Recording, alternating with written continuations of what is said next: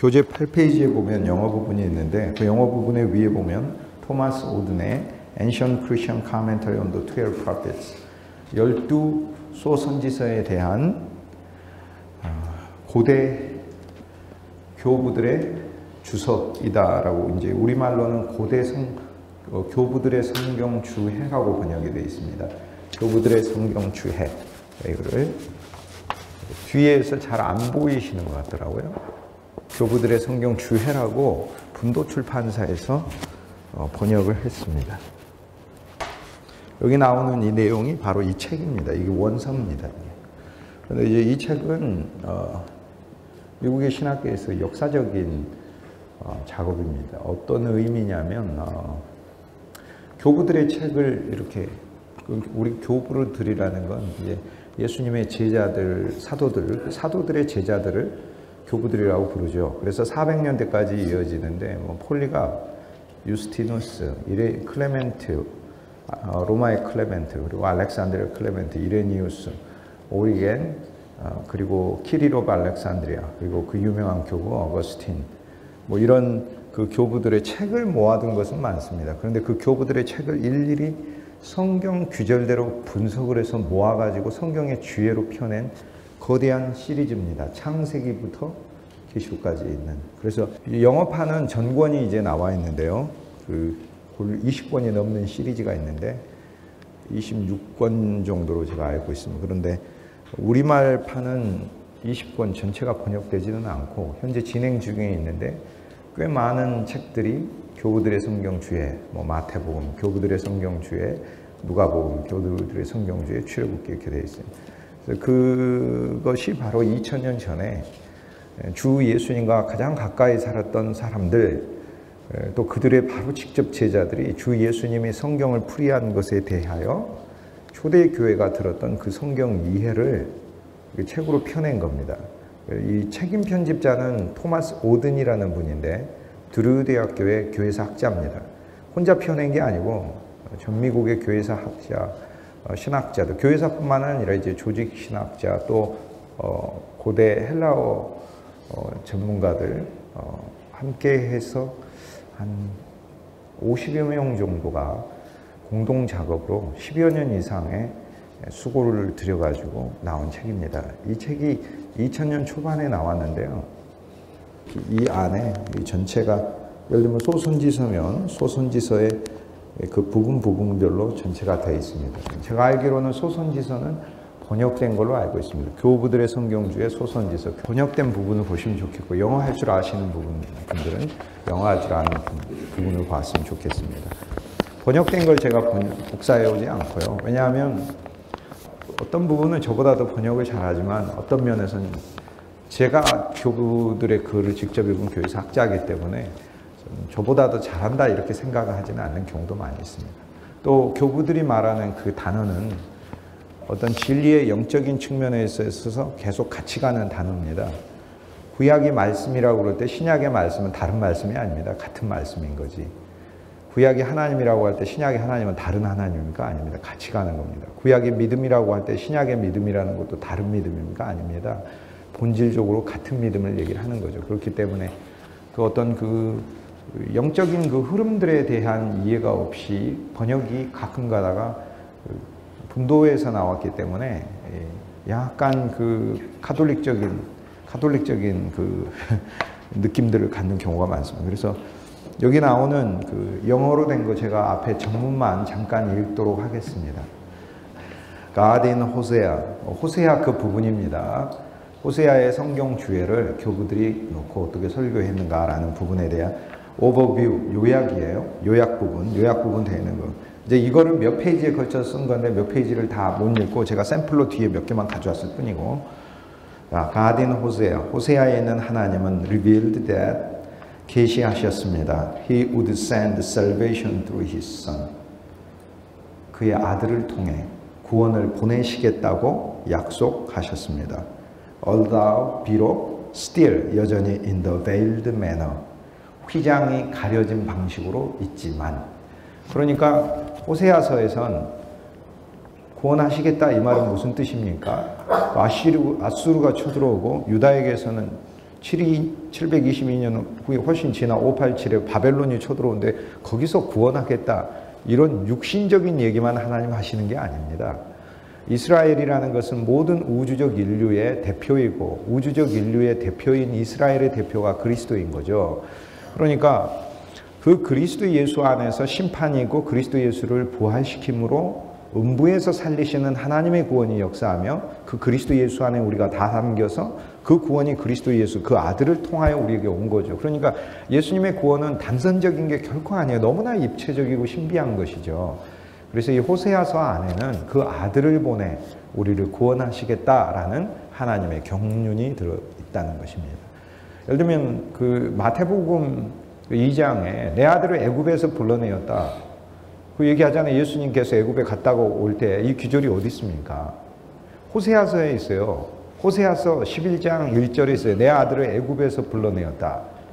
이 기절은 그럼 뭘 가리킵니까? 그럼 호세아 선지자가 내 아들을 애굽에서 불러내었다. 이 얘기가 모세를 통해 여호와 하나님께서 육신적 이스라엘을 구원하셨으니까 이스라엘 백성들에게 지금 여로보암이 죽고 나서 스가랴라는 그 아들이 잠깐 동안 왕해요. 6개월짜리 왕하고 그 다음에 살룸이라는 사람이 1개월 동안 왕하고 그리고 나서 그 안에서 또 내전이 일어나가지고 브가야가 왕을 하고 그 다음에 엘라의 아들 호세아가 왕권을 빼앗고 그렇게 해서 계속 살육이 돼서 마지막 왕 호세아 선지자 때 호세아 왕이 있어요. 호세아 선지자 때 호세아 왕이 있어요. 그런데 이 모든 그 살육의 현장들에서 하나님께서는 그들에게 어떤 왕권을 든든히 하게 하고 그 민족들이 육신적으로 산다는 구원을 말씀하시는 게 아니고 호세아가 말하는 건 내 아들을 애굽에서 불러낸다는 건 니들이 지금 이렇게 아수르 공격 위에 있는데 하나님이 애굽에서 이스라엘 백성을 구원해내듯 아수르에서 이스라엘 백성을 구원해내겠다라는 표면적인 뜻이 아니라고. 이건 우주적 개념이라고요. 우주적 개념.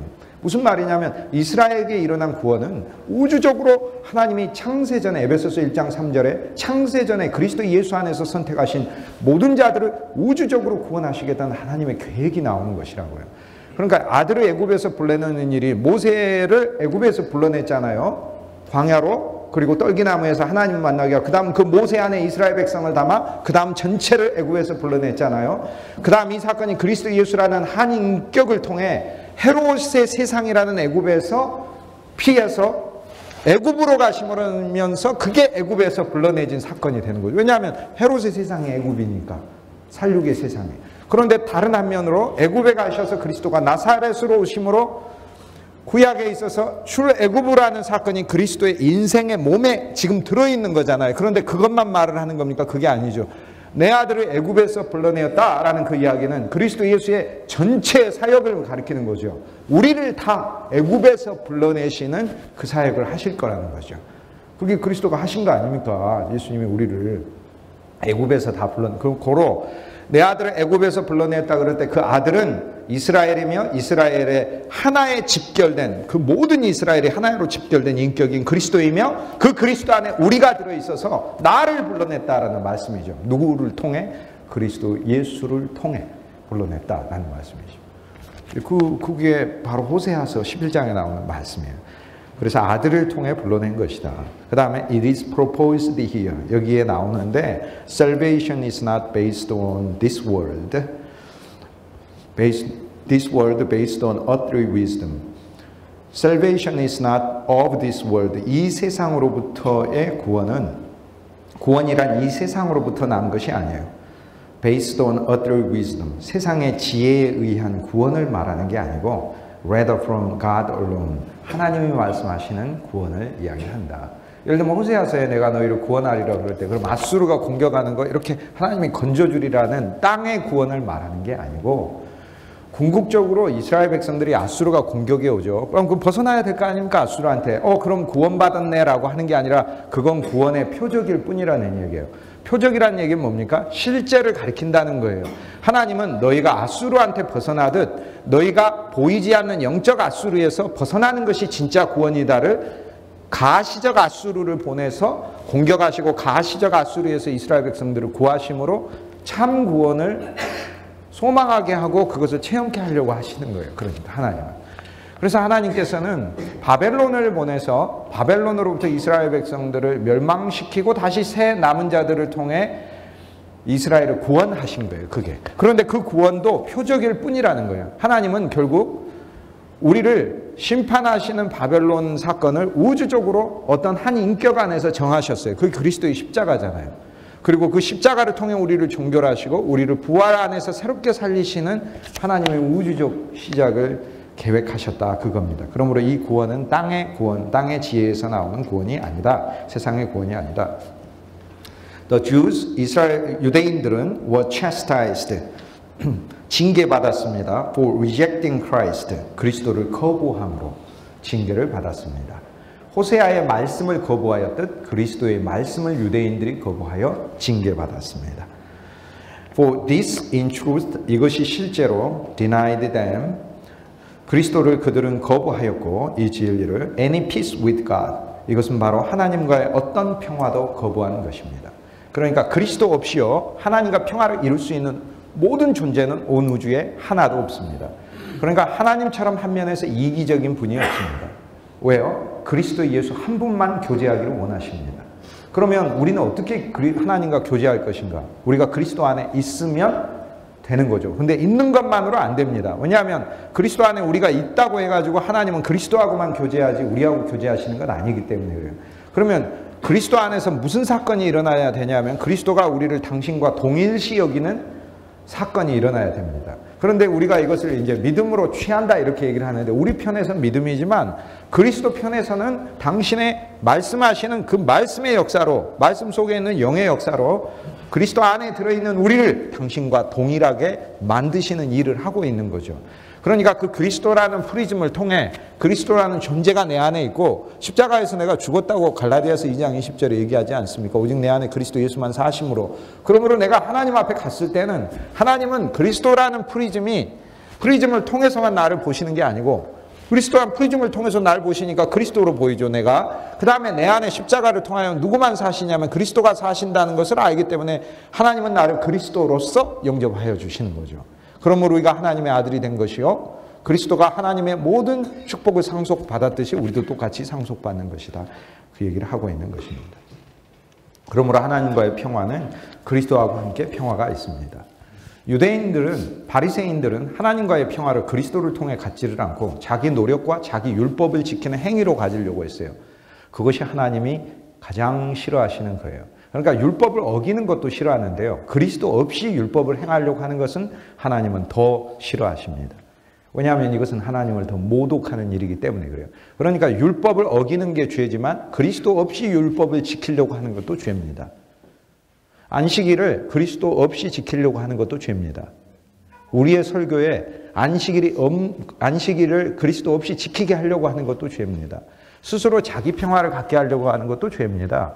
우리 평화는 그 아들이 우리를 위해 죽으심으로 우리의 고난도 죽었고 슬픔도 죽었고 우리의 저주도 죽었다는 그 놀라운 그리스도의 역사에 의해 그 역사를 믿음으로 내가 평화를 누리는 것이지 그가 채찍에 맞음으로 우리가 나음을 입었고 그가 고난을 당하심으로 우리가 치유를 얻고 그가 징계를 받음으로 우리가 평화를 누리는 것이지 그리스도 없이 내가 그냥 하나님 앞에 나왔으니까 평화입니까? 이런 것은 없다 그겁니다. 성경 전체에.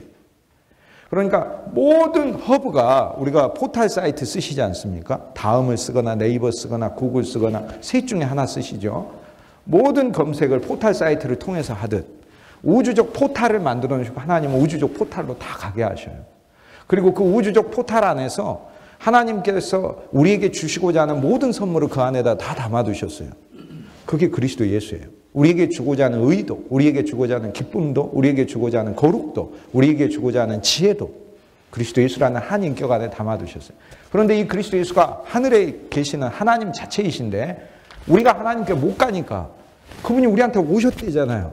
얼마나 감사합니까? 그러니까 그리스도 예수가 나한테 왔다는 사실은 이거는 상상할 수 없는 얘기예요. 그러니까 다 가지고 오신 거고 내 안에 들어오셨다는 이야기는 그것을 나의 존재로 삼고 계신다는 것이고 그 다음에 그분이 육신이 됐다는 얘기는 바로 내가 됐다는 거 아닙니까? 그래서 요한복음 1장 14절 말씀이 육신이 됐어요. 만물을 창조하는 창조의 근원이요 능력인 말씀 자체가 말씀은 되어지는 것을 이야기를 하니까요. 그것이 우리 안에 거한다라는 거죠. Moreover, peace belongs to the church. 더구나 이 평화는 교회에 속합니다. 교회는 그리스도가 세운 거고 그리스도의 몸이기 때문에 그러므로 평화를 다른 곳에서 찾지 못하고 못 얻는다 그 얘기입니다. 교회 생활을 안 하고 평화를 찾을 수 잠깐은 있습니다. 가능합니다. 왜냐하면 하나님은 로마서 9장 22절에 보면 진노의 그릇으로 해당된 자들에 대하여서도 오래 참으시거늘 10개의 재앙을 왜 내리셨을까요? 하나님 신비죠. 세상이 10개의 재앙을 통해서만 심판되는 그 정도이다. 첫째. 두 번째, 10개의 재앙은 세상을 10번의 재앙을 맞은 것으로 보라고 우리에게 가르치시는 하나님의 뜻이에요. 나일의 재앙이 있어야 된다. 개구리 재앙. 세상은 개구리들이에요. 다 개구리예요. TV 틀어보세요. 처음부터 끝까지 개구리예요. 길거리도 다 개구리들이에요. 개구리라. 개구리 소리들이에요. 침상에까지 개구리예요. 개구리. TV만 개구리 아니에요. 아내의 소리도 남편의 소리도 그리스도라는 필터를 통해서 들려지지 않으면 그건 개구리 소리예요. 개구리. 다. 땅에서 난 것은 다 이예요. 좋은 것 같은데 나를 괴롭게 하는 것들이에요. 전부 다. 그러면 그 심판만 끝나냐? 아니죠. 그리스도라는 필터는 우리가 커피 마실 때 좋은 필터가 거르죠. 그리스도라는 필터는 그 세상의 악한 것만 거르시는 게 아니라 본성 자체를 체인지 하시잖아요. 트랜스서브스탄시에이션. 가톨릭의 화채설이 성체에 대해서만 생각한 게 잘못이에요. 진짜 화채는 세상 자체에 대해 일어났어요. 세상의 본질이 그리스도를 통하여 믿음으로 받으면 감사한 것이고 버릴 것이 없게 되는 거예요. 전부 다. 10번의 재앙을 내리신 건 하나님이 바로에 대하여 10번이나 참으셨다는 것을 말해요. 하나님이 어찌 바로를 한 번에 못 끝내시겠어요?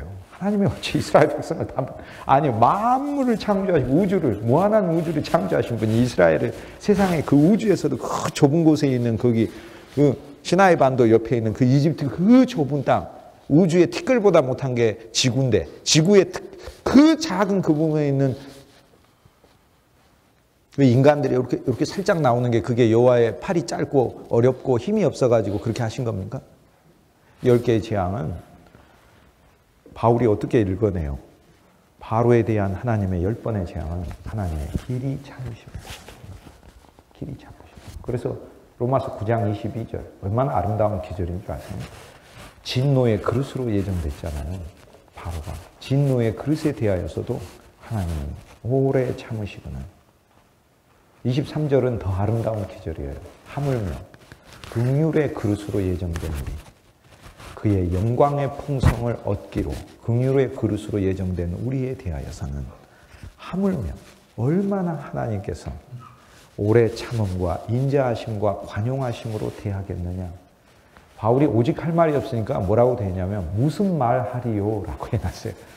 그렇다면 그럼 우리들한테는 도대체 하나님의 속성이 작용하는 것에 대해 내가 도대체 어떻게 말로 표현을 할 수 있겠느냐. 참 말씀을 어떻게 인간의 말이 표현을 하느냐. 그 얘기를 하는 것이죠.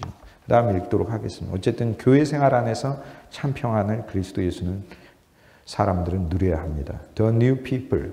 평안은 새 백성에게 속하고 royal servants. 하나님의 충성스러운 종들인 우리들에게 속하고 we have returned to God. 하나님께 돌아온 자인데 through Christ, 그리스도를 통하여 라는 거죠. 그리스도를 통하여 오지 않은 자들은 담장을 넘어온 자들이죠.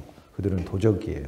오히려 사람들의 심령을 그리스도께 가야 하는데 다른 곳으로 가야 하는 거예요. 오늘 우리들의 사역이 모든 심령들이 하나님께 가게 하려고 해요.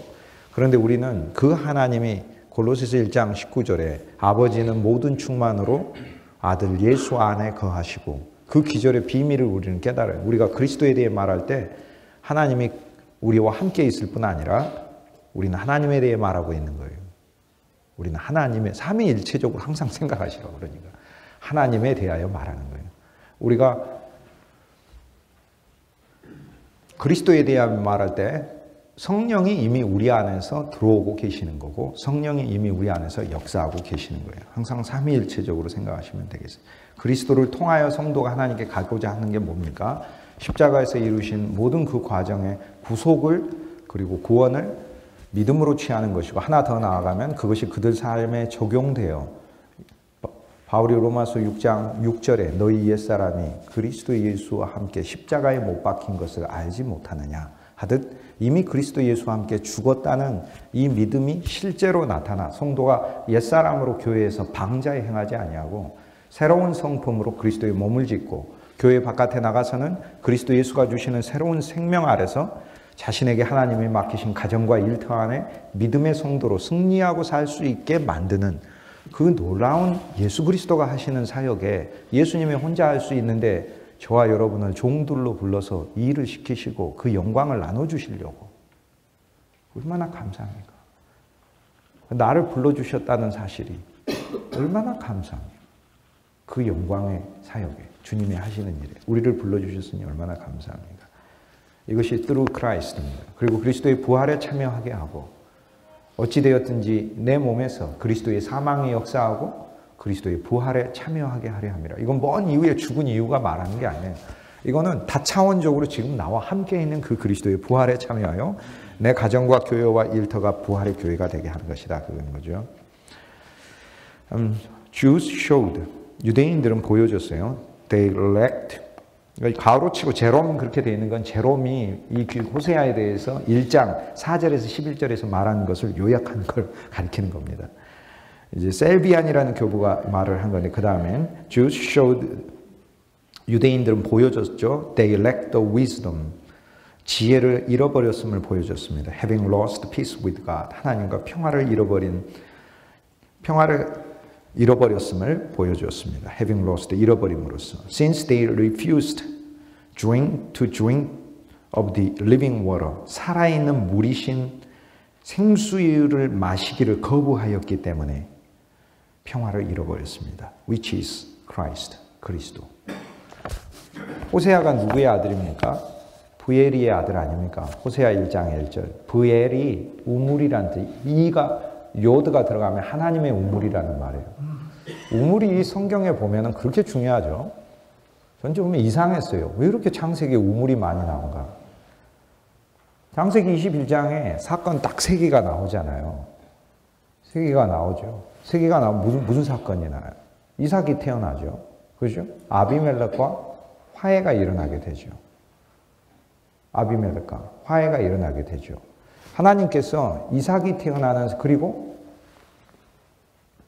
하나님께 있어서는 이삭이 태어나는 그 사건, 우리 안에 그리스도가 태어나고 복음을 통해 성도의 심령에 예수 그리스도가 태어나는 사건을 통해 아브라함이 우물을 되찾게 되는 것이죠.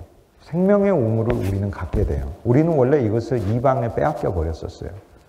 그런데 아브라함의 우물은 믿음의 우물이에요. 아비멜렉이 덮어버려도 우리는 이 우물을 믿음 안에서 늘 소유하고 있어요. 근데 아비멜렉도 갖기를 원해요. 그래서 아비멜렉과 화해가 이루어지고 그 다음엔 언약을 맺잖아요. 근데 우리가 아비멜렉 입장이라 한번 해볼게요. 아브라함이 저 우물을 갖고 있네. 그런데 이건 아브라함이 내 거라고 하면서 양을 주어서 우물을 아브라함의 우물이 되게 했어요. 아브라함한테는 이 우물이 왜 중요하죠? 이 우물로 이삭을 먹여야 되고 이 우물로 이삭의 양들을 먹여야 되고. 근데 이삭을 먹이는 게 중요한 게 아니에요. 헤브라이즘은 누구를 낳는 겁니까? 그리스도를 낳는 거고 그리스도를 만나는 거고 그리스도가 목양되고 그리스도가 전파되는 것이 이것이 헤브라이즘이에요. 아브라함한테 이 우물이 필요한 건 본인에게 하나님이 창세기 15장에 아브라함아 내가 너에게 한 씨를 줄 텐데 이 한 씨가 우주적 구원을 하는 씨라고 얘기를 했어요. 그러니까 바울이 그 한 씨를 예수 그리스도라고 얘기를 하잖아요. 그러니까 아브라함에게 하나님은 아브라함아 너한테 별처럼 많은 자손을 준다라고 약속한 게 아니고 아브라함아 너에게 한 씨를 주는데 한 씨를 통해 별처럼 많은 자손이 나온다라고 약속한 거예요. 그러니까 한 씨가 아브라함에게 태어나고 그 한 씨가 별처럼 많은 자손을 냈는데 이삭인 줄 알았는데 이삭인 줄 안 게 아니라 이삭도 그림자인 거예요. 이삭이 아닌 거예요. 왜? 하나님이 이삭에게 또 그 약속을 주시니까 이삭아 너에게 한 씨를 주어 많은 하늘의 별 땅의 모래와 같은 많은 자들을 낳게 하리라 이렇게 얘기하셨으니까. 그러니까 결국 아브라함과 이삭과 야곱에게 약속하신 건 한 씨라. 이게 갈라디아서 3장 16절.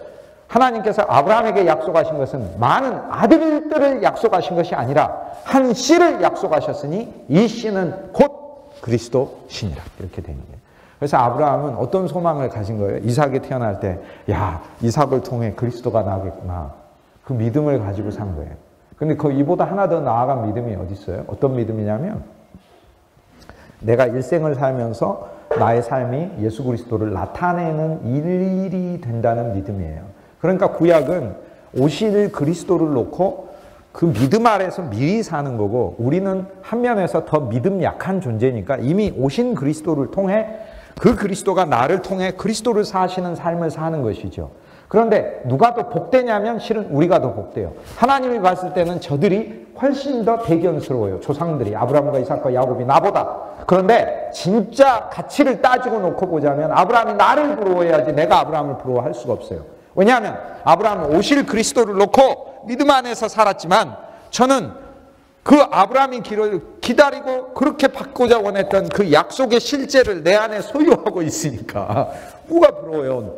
내가 아브라함을 부러워하는 게 아니라 아브라함이 나를 부러워. 그래서 히브리서 11장에 보세요. 그 믿음의 장에서 다 이야기하면 별의별 믿음 있는 사람들 다 얘기하잖아요. 동굴에서 저들은 유리하다가 칼에 썰어서 죽고 톱으로 죽기도 하고 맞아 죽기도 하고 강도를 만나 죽기도 하고, 그런 믿음의 사람들이 믿음의 길을 걸었으나 그들은 약속을 받지 못하였고 라고 얘기하잖아요.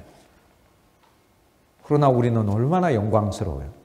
약속을 받았으니까.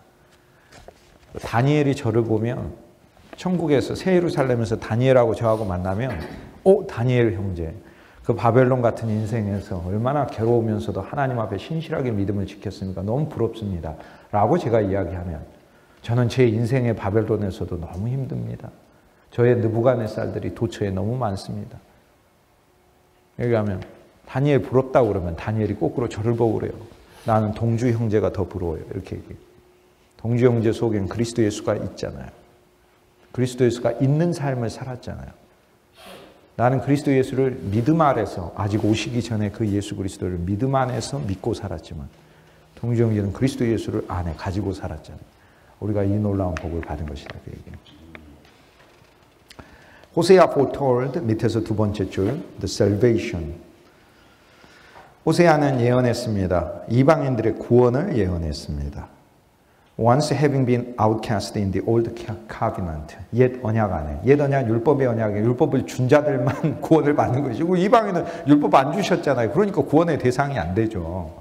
율법을 통한 구원이라는 말이 뭐예요? 율법을 받은 자만 구원받는, 그러니까 지키고 안 지키고는 두 번째 문제고, 첫째, 뭐부터 있어야 되는, 그러니까 영화를 보고 안 보고는 두 번째 문제고, 첫째, 영화를 볼 수 있는 표부터 있어야 되는 거예요. 그러니까 율법을 통한 구원은요, 먼저 율법부터 받고 나서 구원을 받는 것이지, 이방인이 율법을 받질 않았는데 어떻게 구원이 있을 수가 있습니까? 없지. 그런데 호세아서에서 그러면 호세아가 북이스라엘 백성들한테, 북이스라엘 백성들아, 너희가 율법을 어겨서 범죄했으니 너희는 내 백성이 아니야 라고 이야기하시는, 북이스라엘에 대해서만 하시는 하나님의 말씀이냐? 그게 아니라고 하잖아요.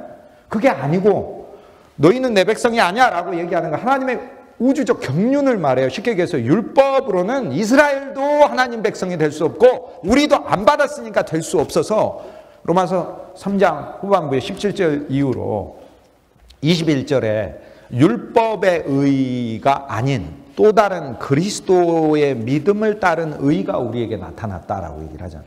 그 믿음의 의가 그럼 율법은 뭡니까? 믿음의 의는 그 율법을 그리스도 안에서 보고 누리고 생각하고 더 초월하여 이것을 이룰 수 있게 해요. 쉽게 얘기해서 율법이 내 이웃을 내 몸과 같이 사랑하라, 어제 말씀드렸던 것처럼 그리스도의 생명과 믿음의 의가 오면 이웃은 내 몸 정도로 보이는 게 아니라 내 몸으로 보이면 큰일 나요. 왜냐하면 사실 나도 내 몸을 사랑 안 하기 때문에 그래요. 인간 자기 몸 사랑 안 해요. 밤 11시가 넘었는데도 라면 끓여 먹고, 라면은 괜찮아. 술 마시고 담배 피고, 그것만 그래요? 자기 몸에 죄악을 다 묻히고 자기 몸 사랑 안 해요. 옛아다 말에선 그 계명 자체가 지켜지지가 않아요. 그리스도 예수의 생명 왔을 때 성도가 그리스도의 몸으로 보이는 거예요. 이게 갈라디아서 4장 아닙니까? 갈라디아 4장 14절 15절에 너희가 전에는 눈이라도 있으면 나한테 빼어주려고 했었는데 너희의 그런 복이 어디 갔느냐? 무슨 복? 그런 사랑을 베풀어서 하나님으로부터 받는 사랑의 축복이 어디 가버렸냐? 그럼 어디서부터 다시 시작해야 됩니까? 바울이 그래서 갈라디아서 4장 이후에 이스마엘과 이삭의 이야기를 하며 사라와 하갈의 이야기를 하며 사라라는 자유하는 여자를 통해 이삭이 나왔듯 하나님이 그리스도 안에서 우리에게 준 복음의 자유를 누리고 그 다음 하나님의 영이 우리에게 왔다. 너희는 이삭과 같이 약속이고 약속은 영이고 약속은 생명이고 약속은 그리스도니까. 그래서 영과 생명과 그리스도가 한 약속으로 우리에게 주어졌으니까 바로 이것이 너희 안에서 역사하게 하라. 그러면 저절로 너희 안에서 잃어버린 사랑이 회복되리라 라고 얘기를 사실 하고 있는 거예요. 그러므로 오늘 우리 안에서 우리는 정말 매일 아침에 일어나 우린 제사장처럼 사실 지금 오늘 아침 번제를 드리는 거 아닙니까? 그런데 번제를 나만 양으로 잡아서 드리면 안 되고 그리스도 예수가 참 양이시니까 그리스도 예수와 연합하여 오늘 하루도 주 예수님의 날을 당신의 이름을 위하여 사용되는 날이 되게 하여 주시고 부족함과 연약함과 허물과 내 육신 자체 아래서의 많은 한계가 있지만 주 예수님 그걸 뛰어넘어 당신이 역사해 주십시오라는 그 기도 안에서 우리는 매일 나가는 거예요. 근데 우리는 그런 기도만 하는 게 아니라 우리 성도들을 위해서도 기도하니까 우리 기도는 훨씬 전진된 거죠. 그러므로 호세아서를 읽으면서 교부들은 뭘 읽는 거예요? 교부가 아니라 바울이 읽은 거 아닙니까? 바울이 로마서 9장 맨 마지막 기절에 내 백성이 아닌 자를 내 백성이라 하리라. 호세아 2장 1절에 나오는 그 말씀을 가지고 바로 이야기를 하잖아요. 우리들에게. 바로 그 기절 안에서 뭐를 읽어내는 거예요? 아, 하나님께서는 율법을 어겨서 이스라엘만 버린다는 뜻이 아니라 율법의 길 자체도 하나님의 길로 삼지 않겠다고 말씀하시는 거구나. 왜? 아무도 내 백성이 될 수 없기 때문에 그 길 아래서는. 고 이제 내 백성 아닌 자를 백성이라고 하는 새로운 방식의 길을 하나님이 선포하고 계시는구나. 그게 그리스도 예수를 통한 길이구나 라고 바울이 읽어내는 거죠. 우리가 왜 모르느냐? 저희가 모세의 글을 읽을 때 선지자들의 글을 읽을 때 수건이 덮여져 있는데 그래서 모른다는 거예요. 그러나 수건을 걷어내야 되는 우리 스스로 못 걷어내요. 어떻게 해야 됩니까? 고린도후서 3장 16절, 고린도전서 3장 16절도 중요하지만 고린도후서 3장 16절은 더 중요해요. 요한복음 3장 16절은 주일학교 때 제일 중요했고 그거 외워야 사탕도 주고 선생님이 칭찬도 하고 그러니까 수련회에서도 외우고 예수 처음 믿을 때 외우지만 고린도전서 3장 16 너희 몸이 하나님의 성전인 줄 알지 못하느냐? 그것은 나의 존재와 본질을 가르치는 데 제일 중요한 계절이고 갈라디아서 3장 16절은 구약 성경을 푸는데 키가 되는 성경 전체에서 제일 중요한 기절이에요. 구약 성경을 푸는 데서 중요하다는 얘기예요. 하나님께서 아브라함에게 약속하신 것은 한 씨가 아니라 많은 씨가 아니라 한 씨인데 한 씨는 그리스도시니라. 그래서 그 한 씨가 그리스도라는 걸 다 푸는 것이고 고린도 후서 3장 16절은 뭐예요? 덮여져 있는 수건이 어떻게 거칩니까? 주께로 돌아가면 주 예수께 돌아가면 수건이 거쳐지리라. 그러니까 호세아서를 놔두고 주님께 그리스도께 안 돌아가니까 1절도 덮여있고 2절도 덮여있고 3절도 덮여있다 그겁니다. 4절도 덮여있고 다 덮여있는 것이죠. 그리스도께 돌아가면 이라는 거예요. 그래서 full access to the kingdom. 그분의 왕국에 full access. full access는 전부 다 누릴 수 있다 이런 거죠. 오늘 이제 저희들이 여러분 가끔 해외 여행 가면 그 호텔 머무실 때 호텔 거기에 보면은 뭐라고 적어지냐면 좋은 이제 호텔이나 좋은 요금으로 냈을 경우 full access to the hotel amenities 이렇게 적어져 있어요. 무슨 말이냐? 이 호텔 안에 있는 것은 full access 다 누릴 수 있습니다. 그런 말이에요. 우리 이방인에게 full access를 주셨다는 거예요. 그 다음 페이지 9번의 맨 위에 The apostles, 사도들은 affirmed this prophecy. 이 예언을 선포하고 다녔습니다. By announcing spiritual adoption of Gentiles. 이방인들이 하나님의 자녀가 되었다는 걸 as sons of Abraham. 아브라함의 자손이 되었다는 것을 호세아서에서 읽어냈다 그 얘기입니다. 이게 어거스틴의 이제 프리입니다. They shall go up 하는 거 그들이 올라오리라. 호세아서 1장 맨 마지막 절이죠. 그들이 올라와서 한 우두머리를 머리라로 삼아. 우두머리가 누구예요? 그러니까 골로새서 1장에 그는 머리이시오. 그는 초태생이시오. 그리스도 예수 아닙니까? 그리스도 예수를 머리로 삼아 1장 1절에 그 분열된 수많은 그 혼란에 전부 다 왕들이 진짜 왕들이 아니라 대신하여 왕된 거잖아요. 히브리어에. 구약 성경에 보세요. 다 대신하여 왕 됐다 이랬지 그냥 왕 됐다 안 됐어요. 솔로몬이 그냥 왕 됐다 이렇게 안 돼요. 솔로몬이 대신하여 왕이 됐다. 로보암이 대신하여 왕이 됐다. 아비야가 대신하여 왕이 됐다. 아사가 대신하여 왕이 됐다. 여호사밧이 대신하여 왕이 됐다. 요람이 대신하여 왕이 됐다. 다 대신하여 왕이 된 거예요. 다 대신하여. 요담이 대신하여 왕이 됐고 우시아가 대신하여 왕이 됐고 다 대신하여 왕이 된 거죠. 대신하여. 근데 뭘 대신하여 왕이 되죠? 그 앞 왕을 대신하여가 아니라 우주적 참 왕이 있는 거예요. 그 왕을 대신하여 왕이 돼. 이게 헤브라이즘이에요. 그러니까 내가 진짜 왕 아니에요. 구약의 왕들도 진짜 왕이 아니야. 어떤 왕을 대신하여 왕한 거죠. 이게 헤브라이즘이다. 그 얘기입니다. 다 적어있어요. 북이스라엘의 왕들조차도 그렇게 적어졌어요. 그 많은 왕들이 혼란을 주었고 믿음 아래 살지 못했고 육신적 번영은 곧 끝나버릴 것들이고 이성복 목사님이 불렀던 고대광실 높은 집 문전옥답도 우리 한번 죽으면 일장의 춘몽이다. 그게 우시아의 시대든 여로보암 2세 저 위에 르바 하맛에서 하맛 르바에서 아라바 바다까지 홍해의 이름이 아라바 아닙니까? 저기 염해 사해바다 다른 이름이 아라바 광야에서 아라바 바다까지 그렇게 광대한 영토를 여로보암이 넓혔어도 호세아 뭐예요? 여로보암아 그건 넓혔다고 너 좋아하지 마라. 너 시대 끝나자마자 네 아들들 둘 다 살해되고 바로 머지않아서 720 얼마 한 세대도 지나지 않아 이 왕국 다 없어져 버려요. 그런데 그러한 멸망만 읽어내는 것이 아니라 그리스도 안에서 새로운 소망을 읽어내는 것이죠. 그것이 They shall go up 그들은 올라가리라. 올라가리라가 뭐예요? 그러니까 interpreted 해석이 되죠. As a reference to resurrection 부활 부활 올라가리라. 호세아서 1장 마지막 절에 그 밑에 1장 7절만 한번 읽어보고 다 읽을 수 없으니까요. God reveals His eternal plan. 하나님은 그의 영원한 계획을 1장 7절에서 이야기를 하네요. 1장 7절이 뭔데? 이 힐라리 오브 부에티아라는 이 교부는 초대교회 때 이레니우스와 더불어서 그리스도 예수의 놀라운 계획을 얘기하는 건데 왜 1장 7절이 놀라운 하나님의 비밀을 얘기를 한다고 하죠. 1장 7절 호세아서 1장 7절 내가 유다 족속을 긍휼히 여겨 그들의 하나님 여호와로 구원하겠고 활과 칼이나 전쟁이나 말과 마병으로 구원하지 아니하리라 하시니라. 뭘로 구원하시는 거예요?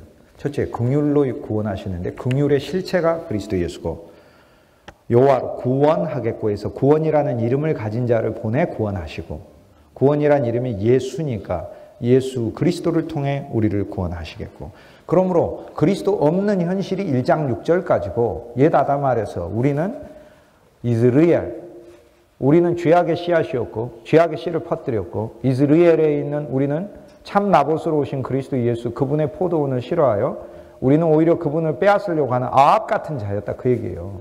이스라엘은 이스라엘의 죄악의 총체예요. 아합의 죄에다가 아합 가문의 죄에다가 아합 가문을 무너뜨린 예후 그 예후 가문의 죄가 플러스되고 예후의 가문도 무너뜨린 그 이후에 문하햄이라든지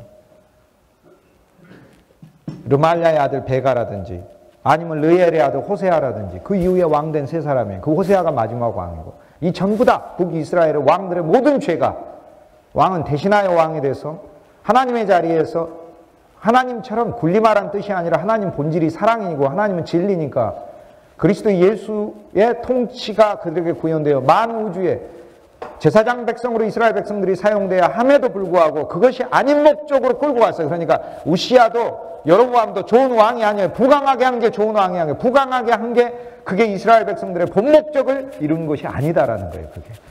그러면 하나님께서 구원하시는 건데 그리스도 예수를 보내 구원하시겠다라는 새로운 구원을 1장 7절에서 읽어내는 거죠. 1장 1절, 2절 볼까요? 1장 1절에 아까 우물이 세 우물이 있는데 길게 설명 안 합니다. 여러분 스스로 묵상하라. 첫째, 아브라함의 우물은 믿음의 우물이에요. 믿음의 우물이라 이 우물을 아비멜렉이 블레셋이 갖고 싶어요. 못 가져요. 그런데 블레셋에게 가질 수 있게 하신 게 예수 그리스도가 일으키신 역사예요.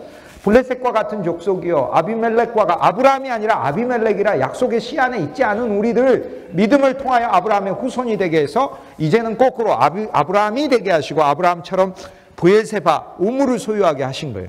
그러므로 이 우물은 믿음의 우물이에요. 그리스도는 우리 안에 믿음의 우물로 오셔서 우리에게 매일 믿음을 주시고 이삭은 기쁨의 우물이에요. 그런데 이 우물들은 아무리 어떤 환경이 와도 그것은 에색이라는 다툼이 있고 신나라는 분열이 있고 로봇이라는 곳이 있고 나를 흐트러뜨려버리고 나를 혼란스럽게 하고 분열과 갈등이 있는 많은 적들이 있고 그러한 어려움이 있는 환경에서도 기쁨의 우물을 누리는 자로서 그리스도 예수가 오셔서 그리스도 예수는 생명의 우물 자체가 되시며 이 우물들을 우리에게 하나씩 하나씩 적용해 주고 야곱의 우물은 우리를 위해 수고하시는 우리에게 물을 마시게 하시는 그분이 직접 덮인 돌들을 다 갈아서 우리에게 영원한 생수를 내시는 우물이에요. 삼중의 우물이에요. 그래서 우리를 이 우물을 마시게 해서 신부로 삼는 우물이에요.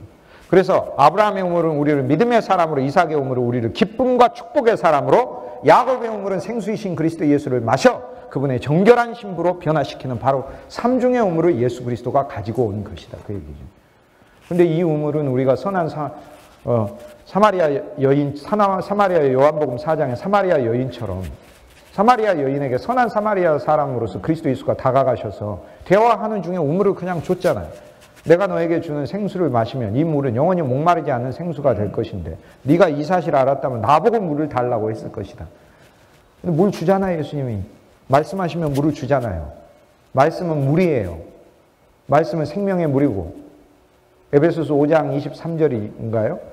말씀 안에 있는 물로 씻어 교회를 영광스럽게 하시고 흠과 점과 티가 없게 하시고 말씀 안에 물이 있어 말씀 안에 물로 씻고 말씀 안에 영이 있어 말씀 속에 있는 하나님의 영을 우리 속에 주시고 말씀 안에 빛이 있어 그 빛이 우리 심령을 깨끗하게 하고 말씀 안에 생명이 있어 우리를 사망에서 건져내고 그런데 이 말씀이 하늘에 있다가 육신으로 왔고 육신으로 있어가지고 예수님 지금 육신으로 안 있는데 그러면 우리가 도대체 우리 성도들에게 어떻게 말씀과 참 말씀이라는 하나님의 그 본질, 태초에 말씀이 계시니라 이런 창세기, 출애굽기 쓰여지기도 전에 진짜 본질인 그 말씀이 어떻게 성도들 속에 들어가냐, 어떻게 그 하나님이 성도들 속에 어떻게 생명이 있었나니 그 안에 생명, 어떻게 생명이 성도 속에 이 생명은 사람들에게 와서 비치는 빛이라니까 어떻게 이 빛이 들어간, 도대체 어떻게 들어갑니까? 하나님이 여기 성경을 통해서 주시잖아요. 그거 얼마나 감사해요. 그러니까 우리 일이 얼마나 좋은 일입니까? 성경 안에 우물이 다 들어있으니까요. 믿음의 우물, 기쁨의 우물, 신부가 되는 변화의 우물까지 다 들어있으니까요. 얼마나 놀라운 일을 하고 있습니까? 저와 여러분이 하나님의 말씀을 통하여 놀라운 일을 하고 있는 거죠. 호세아 1장 2절 말씀 보시겠습니다. 우물의 아들 그리스도 예수가 이제 1장 1절에서 우리는 그 점을 설교할 수 있습니다. 호세아가 북이스라엘 백성에게 왔듯이 오늘 우리들에게 그리스도 예수께서 호세아, 예수니까 호세아, 나사렛 호세아로서 우리들에게 우물의 아들로 오셔서 그분이 직접 주셨습니다. 차이가 있다면 능력이 비교할 수가 없어요. 예수님은 다 뚫고 들어가요. 누가복음 8장에 예수님이 4가지 비유 얘기하죠. 길가밭, 가시밭, 돌짝밭, 옥토밭. 순서대로 하면 길가, 돌짝, 가시, 옥토예요. 그런데 여기서 설교 뭐라고 해요? 옥토가 되십시오. 그건 율법이에요. 예수님이 말씀하시는 건 뭐냐면 가시도 열매를 못 맺고 길가도 열매를 못 맺고 돌짝도 열매를 못 맺으니까 자기가 와서 갈겠다는 거예요. 자기가 와서. 이스라엘 농부들이 하는 일을 왜 예수님이 못 하셔요? 예수님 그 비유 이야기가 다 농부들이에요. 다 농부들인데 야 돌짝밭에는 열매를 못 맺. 아니 그거 모르는 사람이 어디 있어요? 나와 너 관계처럼 나와 너의 관계가 돼요. 그거 모르는 사람이 어디 있어요? 야 인격적 관계가 돼요. 우리 아버지도 어렸을 때부터 나한테 그렇게 얘기했는데 예수님이 하시는 얘기는 야 옥토가 돼야 열매 맺는다. 하나만 한 소리 하시려고 한 게 아니고 자기가 돌짝을 옥토로 바꾸고 가시를 옥토로 바꾸고 길가를 옥토로 바꾸겠다고 얘기하시고 그렇게 말씀하신 누가복음 8장의 비유를 8장 전체를 통해 예수님이 딱 다 보여줘요. 그래서 길가밭이라고 하는 짐승에 귀신들이 영이 와가지고 그 심령을 먹어버린 거라사 지방에 가가지고 예수님께서는 가요. 오라고 한 적도 없는데 그 청년이 환영하지도 않아요. 왜 왔느냐고 하는데도 가서 길가에 있는 그 청년을 구속하여 내셔서 데가볼리 지역을 거라사 데가볼리 중에 한 개 도시 아닙니까? 이후에 펠라, 라바나, 히포스, 스키토폴리스, 다마스커스 이 수많은 지역들을 이 청년들이 다 다니면서 교회를 다 만들어 놨으니 얼마나 놀라요. 그런데 그것만 놀랍습니까? 헤롯 아그리파 2세가 교회를 박해하게 되니까 성도들이 요단 저편으로 흩어지니라. 어디 갔겠어요? 먹을 것도 없이 예루살렘과 유다 지경에 있는 성도들이 수십 년이 지나서 박해를 피해가지고 그곳에 갔을 때 어디 가겠어요? 그리스도인 집에 가지. 그럼 그리스도인 집에 가서 우리들이 해외에 갈 때도 우리 그리스도인들, 믿음의 형제들 소개받아서 그 집에서 그리스도인이라면 진짜 틀리잖아요, 우리가. 사실 안 똑같아요. 어떤 그리스도인도, 형식적 그리스도인도 세상 사람과 안 똑같아요. 무엇이 다르든 달라요. 그래서 감사한 거예요. 여러분 사역은 놀라운 거예요, 그러니까. 여러분이 어쨌든 간에 여러분 성도들은 무엇이 다르든 세상 사람과 달라요. 그래도. 그런데 예루살렘에서 온 성도들이 펠라로 넘어가가지고, 그리고 거라사에 넘어가가지고, 어느 교회 성도들 집에서 있으면서 빛이 나서 형제요, 박해가 멈출 때까지 하나님이 여러분 형제님에게 새로운 선교의 비전 줄 때까지 여기서 푹 쉬십시오. 괜찮습니다. 할 때 이제 둘이서 대화할 거 아닙니까? 펠라의 교회는 누가 세웠나요? 펠라의 교회는 누가 세웠어요? 신안군 증도에 있는 교회는 누가 세웠습니까? 맞습니다. 아페도의 교회는 누가 세웠습니까? 그렇습니다. 교회사 공부 모임을 좀 시작해서 가지셨으면 좋겠어요. 여러분이 매달. 기독교의 역사, 초대부터 근대까지, 한국교회사도 초기부터 현재까지 하는 그 모임들을 좀 가지시고, 교부들의 설교, 스펄전의 설교, 루터의 설교, 조나단 에드워즈의 설교, 이렇게 매주 하나씩 읽으셔서 한 달에 한 번씩 교육 모임을 가지시는 그 모임을 갖도록. 등도와 아페도에 있는 교회는 문중경 전도사님이 세우지 않았습니까? 그럼 펠라로 가가지고 피신한 성도들이 물어볼 거 아닙니까? 여기 처음 교회 누가 세웠나요? 그랬더니 예수님이 그 거라사에 오셔가지고 미친 청년 하나 고쳐주셨잖아요. 그 형제님이 세웠어요. 그러면은 스키토폴리스의 피신간 성도들도 물어볼 거 아닙니까? 이 교회는 언제 세웠? 주님은 거라사 청년을 미리 준비하신, 그래서 그리스도께서는 실은 당신이 하실 일을 말씀하고 계시는 거예요. 옥토가 되시오가 아니라 가시어도 상관없어요. 여러분 그렇게 설교하셔야 돼요. 여러분 가시어도 너무 환영해요. 가시 교인 환영. 왜? 우리 교회 안에서 말씀을 들으면 옥토로 그리스도께서 바꾸실 것이기 때문에. 가시 교인 환영, 돌짝 교인 환영, 길가 교인 환영. 바꾸실 것이거든요. 그리스도 예수께서. 그래서 1장 2절에 여호와께서 처음 호세아에게 말씀하실 때 주 하나님께서 호세아에게 구약에서 말씀했고 그리스도 예수 안에서는 아버지의 충만으로 거하시잖아요. 그래서 우리는 예수 그리스도께서 우리 안에서 내주하시면서 우리에게 말씀하시죠. 말씀하실 때 그러니까 우리는 참 호세아를 소유하고 있어요. 너무 감사하죠. 너는 가서 음란한 여자를 맞이하여. 옛 예루살렘이죠. 우리 영이죠. 우리 영이 음란한 여인이었어요. 세상과 짝하고 살았잖아요. 음란한 자식들을 낳아라. 이게 우리 본성이라는 거예요. 이것도 예수님이 처리하신다는 거예요. 이 나라가 여호와를 크게 떠나 음란함이니라. 1장 2절을 통해 우리는 로마서 3장에 바울이 무엇을 읽어내는가 알 수 있어요. 우리 존재는 의인은 음란이 하나도 없고 우리는 머리부터 발끝까지 타락한 존재예요. 목구멍은 열린 무덤이요. 혀에는 괴사가 가득하고 입에는 악독이 가득하며 손은 피 흘리는데 빠르고 발은 피 흘리는데 빠르고 손으로는 사람을 죽이고 그게 우리 존재라는 거예요. 그리고 우리 본성이라는 거예요. 그런데 여기 하나님의 뜻이 계시되어 있어요. 성경 전체는 위대한 결혼의 이야기라는 거예요. 그분은 우리에게 호세아처럼 오셨어요. 뭐하러? 결혼하러 오셨다는 거예요. 그래서 호세아서에서는 거절한 것이 있으면 거절을 예수님이 체험하지만 예수님은 거절을 바꾸셨잖아요. 그래서 예수님은 진짜 베드로를 내시고 바울을 내시고 많은 유대인들을 진짜 혼인하셨잖아요. 그리고 그들을 통해 이방인들을 거두고 계시잖아요. 그러면서 오늘 이 호세아의 메시지를 우리에게 주면서 하나님의 경륜과 하나님의 뜻을 이야기해요. 그분이 우리에게 호세아로 오셔서 고멜과 같은 우리와 결혼해 주셨다는 거예요. 예수 그리스도와의 혼인이 일어났다는 거예요. 이러니까 얼마나 감사해요. 그러므로 우리는 구약 사건에서의 혼인만 이야기하는 것이 아니라 이것이 주 예수 안에서 우리에게 주어진 선물이 되었다는 사실을 우리가 선포할 때 호세아에서 1장 2절에 그리스도를 전하는 것이죠. 우리 신랑이신 그리스도를 우리는 이미 믿음 아래 소유했습니다. 그런데 우리가 자격이 있어서 소유한 게 아니에요. 그러니까 아가서로 하자면 한 면에서 못생긴 여자지만 호세아로 하자면 진짜 음란한 여자예요. 우리 마음은 주 예수님을 믿으면서도요, 매일매일 생각하면서도 제 마음이 잠시 조금이라도 또 다른 것을 보고, 음란하지는 않지만 음란의 마음을, 돈을 보고 내 아내로 삼고 싶고, 돈하고 결혼하고 싶고, 명예를 보면 직책을 하나님이 주시면 직책을 명예로 삼아버리고 싶고, 명예로 삼아버리고. 대제사장이 앞에 보석이 12개가 있는데 그 보석에 이스라엘 백성의 이름을 새기라고 했으니까 하나님이 야, 백성들이 네 보석이다 라고 가르쳐 준 거 아니에요. 그런데 백성이 네 보석이란 게 빠지면 뭐예요? 나는 보석 옷을 입고 다닌 사람이야. 이렇게 되는 거죠.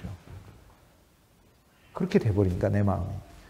그러니까 1장 2절에 우리는 우주적인 하나님의 계획, 우리와 결혼하시기 원하시는 그분을 보았습니다. 그리스도 안에서 이 결혼은 이미 일어났습니다. 너무나 감사한 결혼이죠. 우리를 정결케 하시는 결혼이죠. 기도하시겠습니다.